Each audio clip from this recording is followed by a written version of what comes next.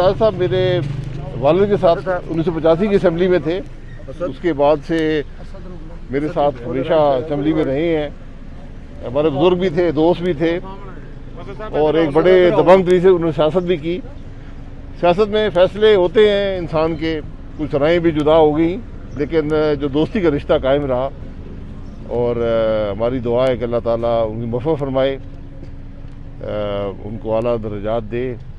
और जो सियासत का उनका एक तरीका था जिससे बहुत से लोग इत्तफाक भी करते हैं, कुछ इख्तलाफ भी करते हैं, लेकिन उन्होंने अपने मिजाज के मुताबिक हमेशा सियासत की है और यही इंसान की कामयाबी होती है।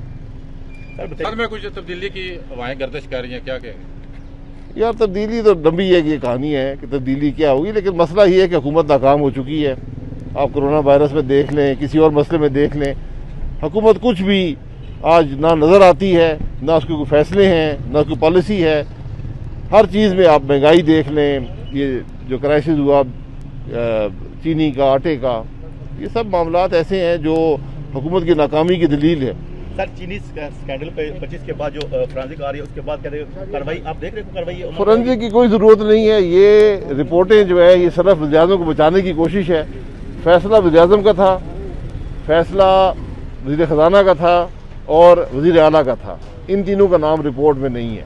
ख्वाजा बरदरान स्पीकर पंजाब असेंबली से मुलाकात की है, वो नून के साथ आ रहे हैं या नून लीग वाले उधर जा रहे हैं? सियासत में मुलाकातें होती रहती हैं, सियासत कोई ऐसी बंद दरवाज़ा नहीं होता, तो मुलाकातें जारी रहेंगी।